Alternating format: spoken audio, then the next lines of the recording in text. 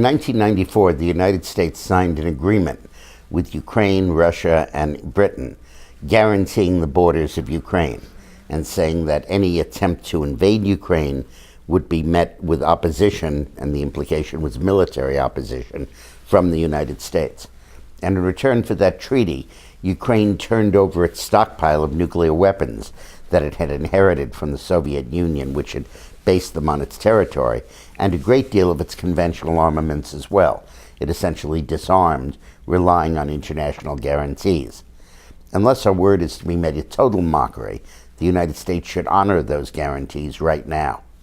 We have to remember that unless we stop Putin here, he's just going to keep right on going, just like Hitler did.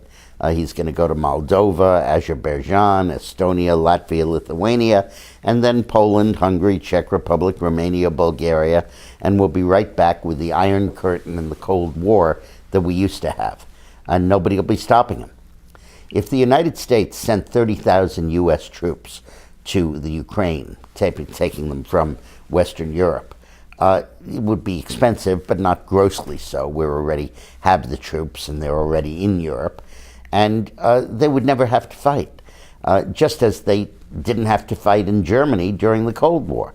The United States maintained over 100,000 troops in Western Europe.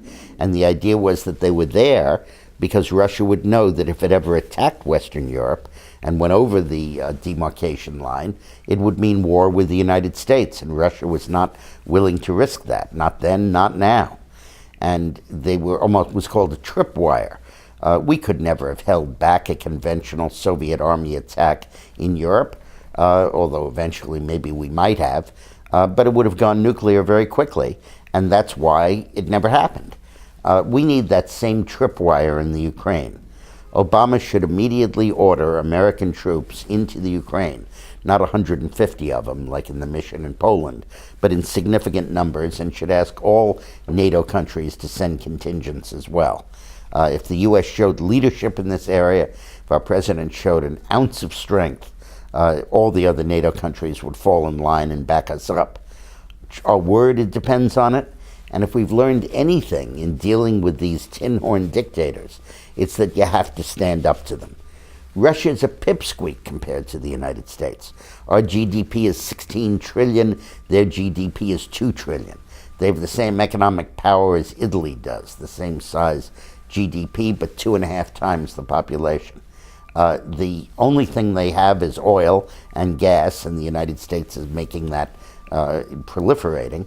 And their military is recently recovered from being in essentially a drunken stupor. If the United States sent troops to Ukraine, this crisis would be over without a shot being fired. Thanks for watching.